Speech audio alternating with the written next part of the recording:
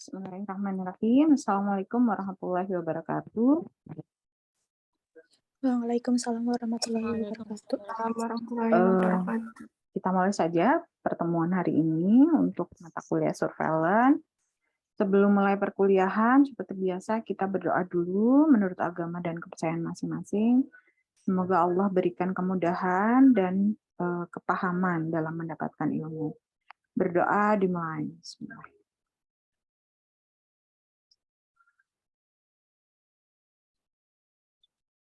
Amin, selesai. Silahkan di-on-kan dulu kameranya sebentar, biar Bu Santi bisa screenshot untuk bukti kehadirannya.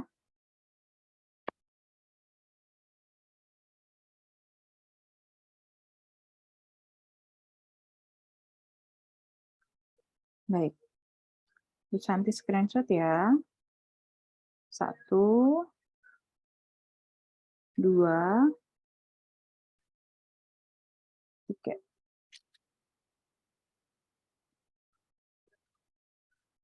Baik, hari ini kita akan belajar tentang penyakit menular dan tidak menular ya. Bu Santi izin share screen.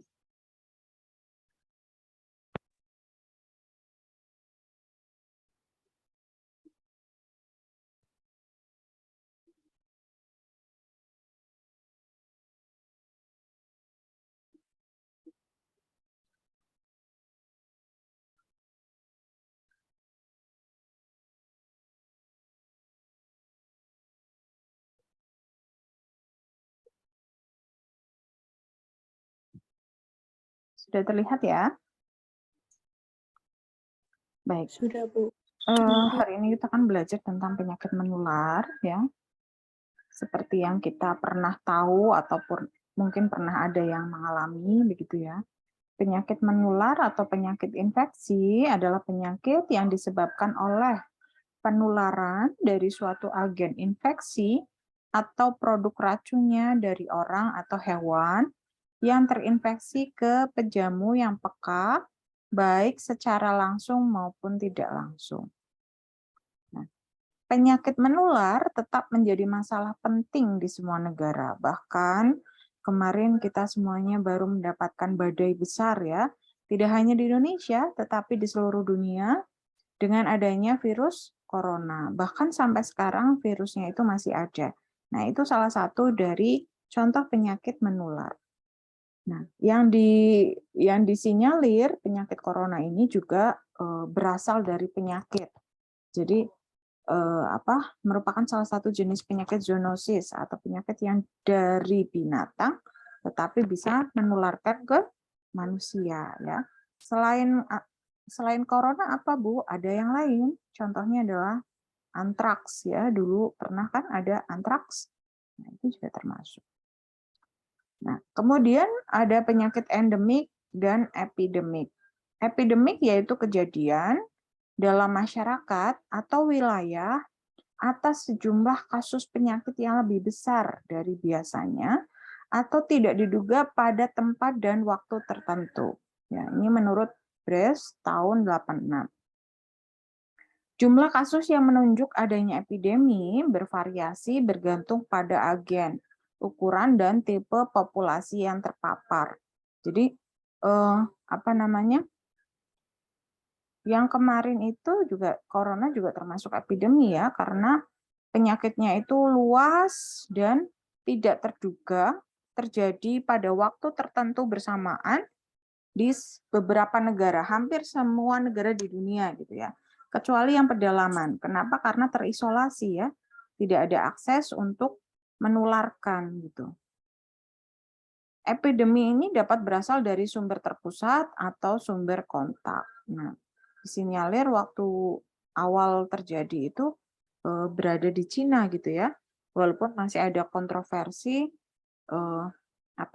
sumber dari penyakit corona itu, apakah dari Cina atau dari yang lainnya.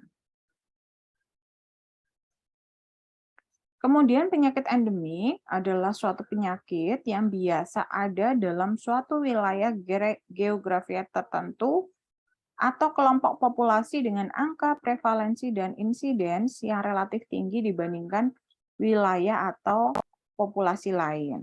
Nah, contohnya di wilayah timur ya.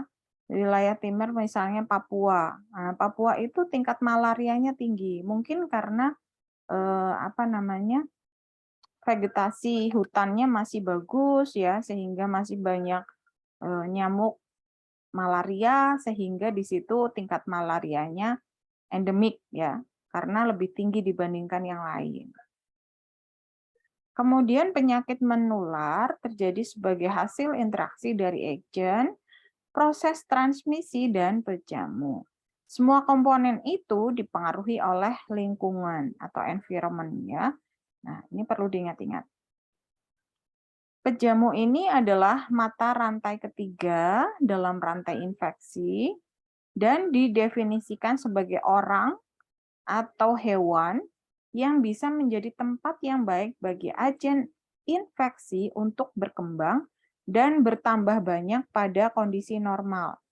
Nah, pada saat virus itu, misalnya kemarin virus corona itu masuk ke dalam tubuh seseorang, maka virus itu berkembang sangat baik, ya kan?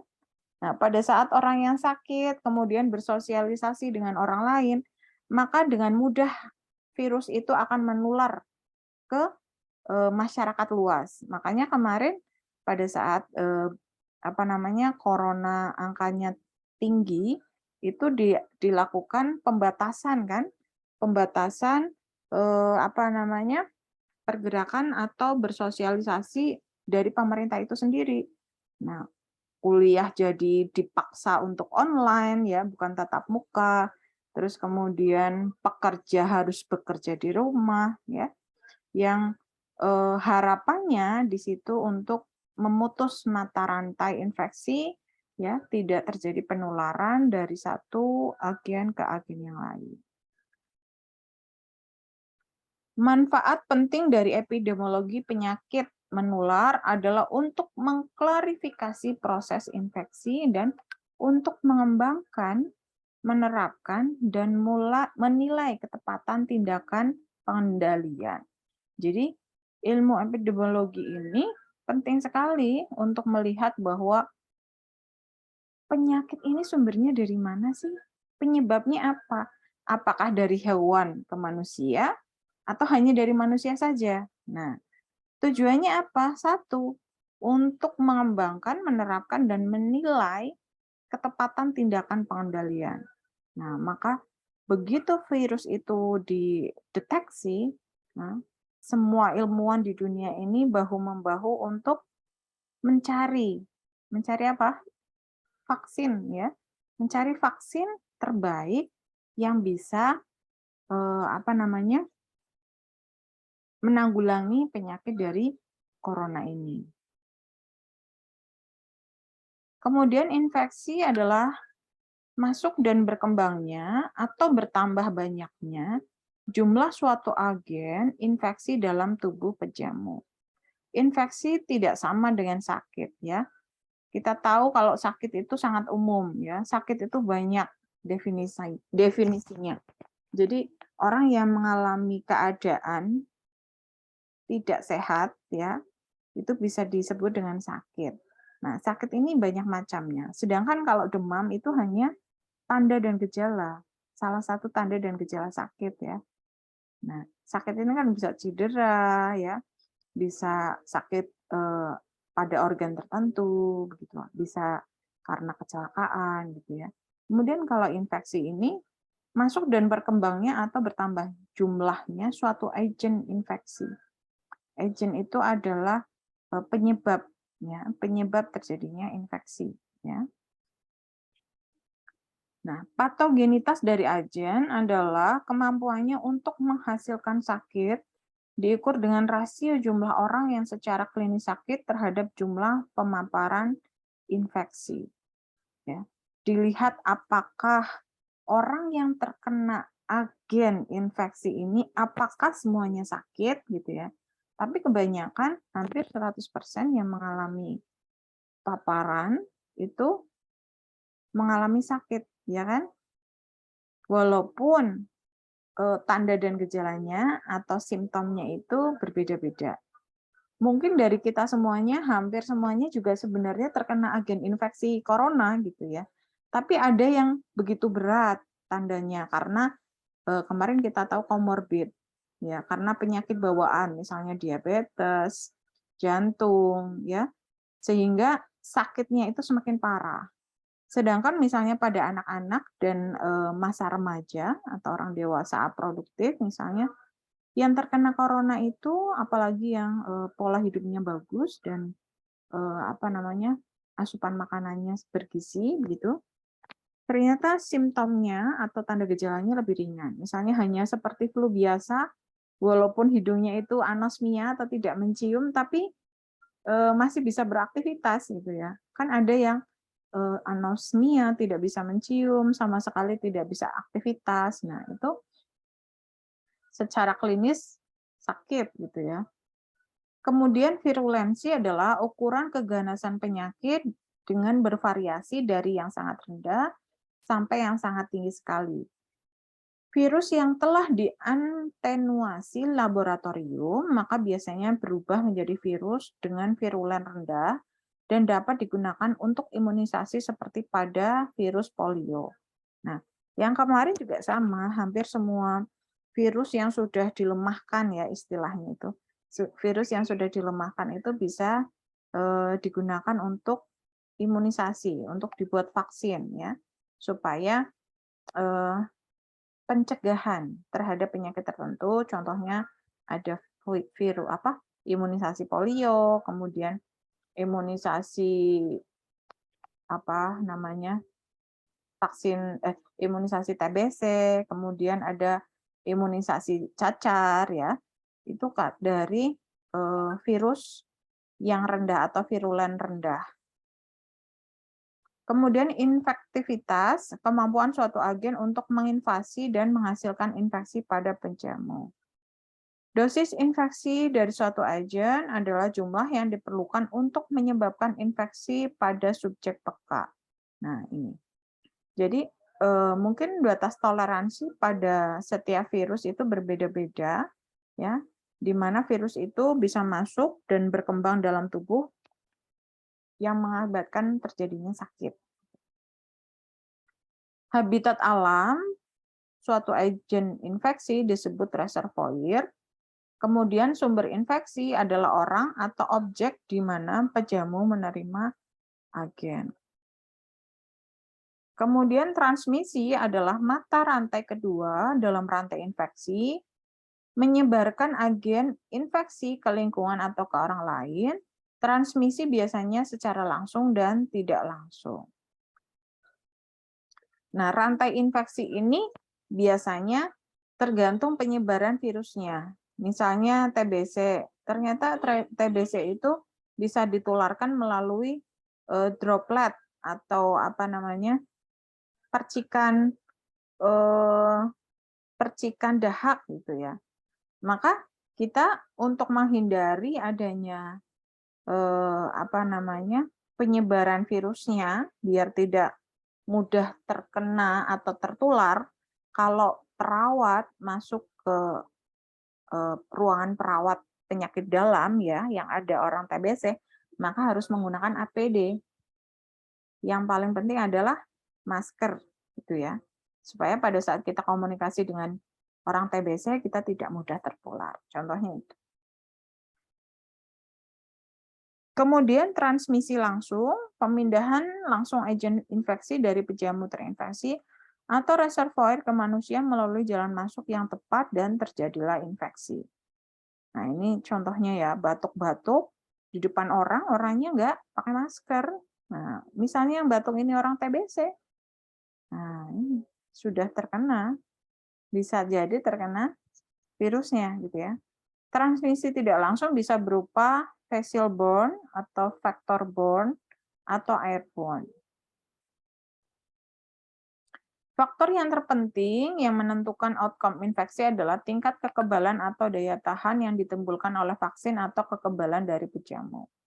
Nah, pada saat misalnya kita terpapar langsung dari penjamu, ya terpapar infeksi langsung, tapi kita sudah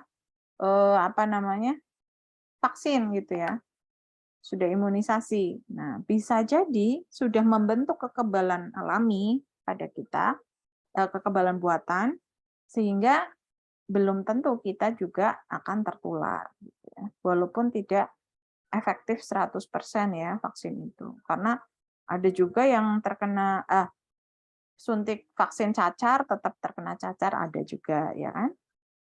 Kemudian tujuan penelitian epidemiologi adalah untuk mengenal penyebab dan merumuskan cara terbaik untuk mengendalikan. Nah, untuk melihat penyebabnya apa, cara penularannya bagaimana, kemudian orang yang tertular itu keadaannya yang seperti apa, ya. Nah, kemudian digunakan untuk merumuskan cara terbaik untuk mengendalikan. Tahap awal dari penelitian adalah melakukan verifikasi terhadap diagnosa kasus yang dicurigai dan konfirmasi bahwa memang terjadi epidemi. Nah, ini penting.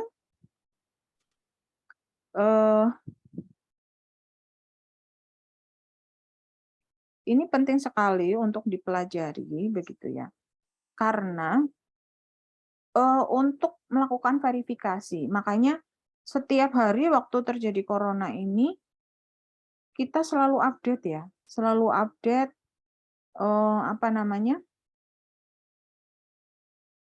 selalu update jumlah yang terinfeksi ya, kemudian jumlah yang terdata, terus kemudian jumlah yang diperiksa terinfeksi dan tidak terinfeksi, jumlah yang dirawat dan jumlah yang meninggal. Karena itu untuk memverifikasi dan membandingkan berapa persen dari orang yang terpapar itu mengalami infeksi atau tertular. Terus kemudian yang tertular itu berapa persen yang mengalami gejala berat ya, sehingga harus segera ditangani di rumah sakit. Nah, yang ditangani di rumah sakit, kemudian yang tidak di rumah sakit, yang meninggal itu berapa? Nah, itu untuk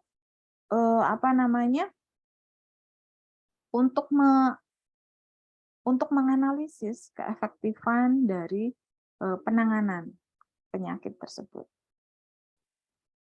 Nah, selanjutnya dulu pernah ada yang namanya gerakan masyarakat hidup sehat ya.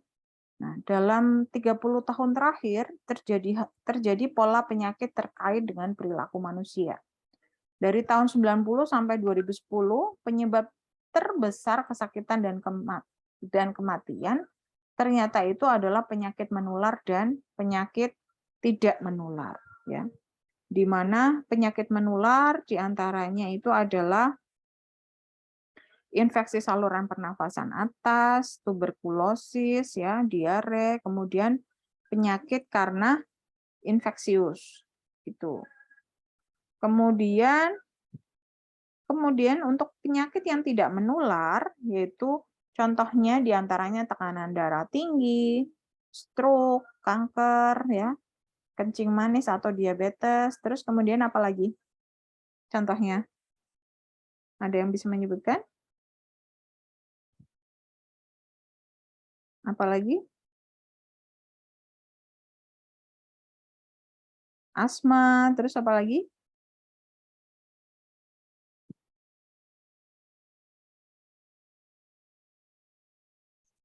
Ada yang bisa menyebutkan? Stroke, Bu. Ya, ini stroke sudah. Terus apa lagi? Contohnya?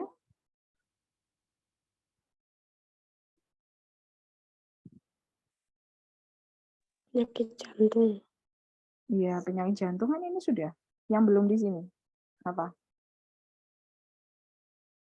Tumor. Ya. Itu contoh dari penyakit tidak menular yang biasanya karena faktor resiko penyakit tidak menular. Nah, ini pertama adalah aktivitas yang kurang, aktivitas fisik yang kurang. Karena banyak aktivitas di dalam laptop, di depan laptop, jarang aktivitas, lupa minum banyak ya, lupa olahraga, kemudian kurangi konsumsi kurang mengkonsumsi buah dan sayur. Nah, cari yang praktis, setiap hari makanya junk food. Kemudian minum alkohol dalam persentase berapapun ya. Karena minum alkohol itu banyak kan minuman beralkohol yang dijual bebas di pasaran, walaupun prosentasenya kecil gitu kan. Kemudian merokok, BAB sembarangan ya. Nah, ini yang menyebabkan tadi terjadinya banyak penyakit tidak menular yang tadi disebutkan. Nah, pencemaran lingkungan dan penyakit tidak menular, di sini zat pencemar merusak lingkungan, contohnya gas buang dari kendaraan bermotor, limbah pabrik, asap rokok, logam berat, dan pestisida. Akibatnya mencemari sumber air minum, polusi udara, mencemari tanah pertanian, kemudian mencemari tanaman, dan sayur-mayur. Nah, ini menjadi pemicu ya. Jika zat pencemar masuk ke dalam tubuh, ini bisa menjadi pemicu terjadinya penyebab penyakit tidak menular. Oleh sebab itu, nah, penyakit tidak menular ini perlu dicegah melalui gerakan masyarakat hidup sehat atau Germas ya. Nah, di mana gerakan masyarakat hidup sehat pengertiannya adalah suatu tindakan yang sistematis dan terencana yang dilakukan secara bersama-sama oleh seluruh komponen bangsa dengan kesadaran, kemauan, dan kemampuan berperilaku sehat untuk meningkatkan kualitas hidup. Jadi tidak untuk satu orang saja, tetapi seluruh masyarakat. Tetapi yang paling penting di sini adalah dimulai dari diri sendiri. Jadi kalau misalnya melihat nih di kampus, ya, kok itu ada yang buang sampah sembarangan, kalau bisa kita bantu bersihkan, buang ke tempat sampah. Jangan sampai melihat kok itu ada yang buang sampah sembarangan, ya udahlah, saya juga ikut-ikutan, toh pun mereka buang sampah sembarangan. Nah, itu jangan seperti itu ya. Karena Bu Santi lihat sering masih ada mahasiswa yang buang sampah sembarangan. Padahal di depan mata persis ada loh tempat sampah gitu ya. Tapi suka meninggalkan makanan di sofa atau tempat duduk di kampus.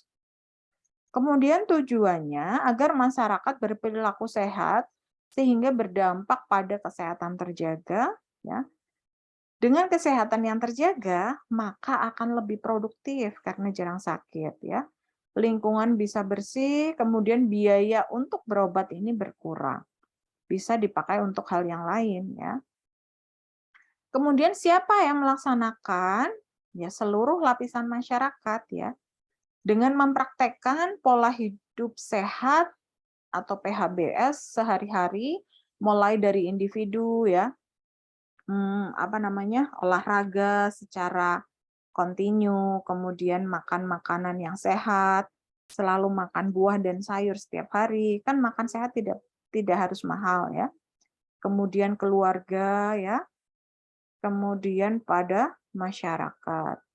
Kemudian menggerakkan institusi dan organisasi masing-masing. Nah, pada lingkungan akademisi seperti kita ya, terutama kalian karena sebagai calon perawat gitu kan, ini harus mencontohkan ya, mencontohkan kepada masyarakat bagaimana hidup sehat. Kemudian dunia usaha diharapkan ya pabrik atau industri itu tidak mencemari lingkungan ya. Limbah pabrik dikelola, kemudian asap pabrik itu dikelola juga supaya tidak menimbulkan gas emisi yang berbahaya pada lingkungan. Kemudian organisasi masyarakat. Nah, menyediakan kurikulum pendidikan, fasilitas olahraga, sayur dan buah, fasilitas kesehatan, transportasi, kawasan bebas rokok ya, kalau di kampus kita sudah bebas rokok, taman untuk beraktivitas dan berolahraga ya. Kita lihat kalau di luar negeri itu taman terbuka hijau itu biasanya ada alat olahraganya. Nah, itu untuk merangsang masyarakat juga mudah untuk berolahraga dimanapun. Kemudian iklan layanan masyarakat tentang kesehatan dan Car Free Day. Nah, sayangnya kalau di Indonesia ini Car Free Day bebas asap kendaraan atau bebas emisi, tapi diganti dengan makan makanan manis ya, ya kan? Ada boba, ada leker, ada berbagai macam bubur manis. Nah, akhirnya Car Free Day olahraganya sedikit, makannya banyak, gitu kan? Nah, kalau bisa diseimbangkan gitu ya. Kemudian bentuk kegiatan gerakan masyarakat hidup sehat, contohnya melakukan aktivitas fisik ya. Kalau misalnya tidak terlalu jauh, diusahakan jalan kaki biar exercise ya. Kalorinya terbakar. Mengkonsumsi sayur dan buah setiap hari. Tidak merokok dan tidak berada di lingkungan yang merokok. Karena jadi perokok pasif juga merupakan pola hidup yang beresiko gitu ya. Kemudian tidak mengkonsumsi alkohol, memeriksa kesehatan secara rutin, kemudian membersihkan lingkungan dengan kontinu ya setiap hari, dan menggunakan jamban. Maksudnya tidak buang air besar di sembarang tempat seperti sungai. Selanjutnya, melakukan aktivitas fisik dapat dilakukan di mana saja dan kapan saja. Misalnya di rumah, bisa sambil membersihkan rumah, di perjalanan, kemudian di kampus atau sekolah, tempat kerja, kemudian tempat umum, ya, di rumah tangga, ya, bisa pekerjaan rumah tangga sebagai exercise. Kemudian alhamdulillah di kampus belum ada lift ya. Jadi masih naik tangga ke lantai 4, berarti termasuk exercise biar sehat. Kemudian mengikuti UKM, di kampus ada UKM memanah misalnya, ikut ya. Setiap Jumat ada senam. Nah, kemudian kalau kampusnya dekat bisa jalan kaki atau naik sepeda. Mengkonsumsi sayur dan buah tersedia dalam menu sehari-hari. Ya, tidak perlu mahal. Nah, ini ada pisang, ya, kangkung, bayam itu menurut Bu Santi masih murah ya. Kangkung 1 ikat 3.000, bisa dimakan 2-3 kali ya satu orang. Nah, pisang juga masih murah. Kemudian memeriksa kesehatan setiap 6 bulan sekali ya. Cek tekanan darah, kemudian cek kadar gula darah, cek kolesterol, kemudian tes darah lengkap di laboratorium, cek lingkar perut, kemudian deteksi dini kanker leher rahim. Nah, sekarang kanker leher rahim itu kanker leher rahim itu malah sudah ada vaksinnya gitu ya. Bisa menggunakan vaksin itu untuk mencegah bagi perempuan. Nah, itu materi dari Bu Santi. Silahkan kalau ada hal yang ingin ditanyakan.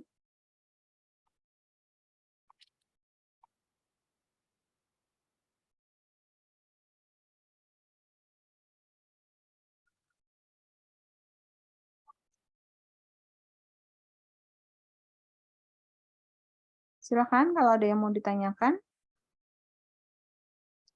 Ada tugas tidak ya untuk pertemuan yang akan datang?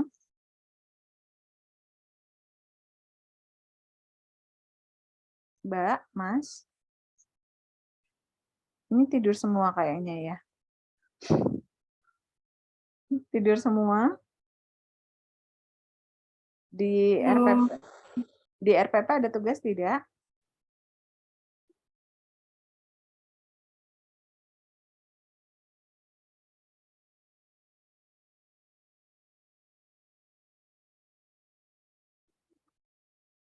Baik, kalau tidak ada pertanyaan, silahkan nanti materinya Bu Santi sudah Bu Santi upload di Skalsa.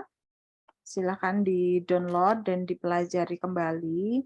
Terus kemudian rekaman juga nanti Bu Santi upload. Dan jangan lupa presensi kehadiran ya. Terima kasih untuk pertemuan hari ini. Mohon maaf kalau ada salah. Wabillahi taufiq wal hidayah. Wassalamualaikum warahmatullahi wabarakatuh. Waalaikumsalam Warahmatullahi wabarakatuh. Sama-sama. Terima kasih, Bu. Sama-sama.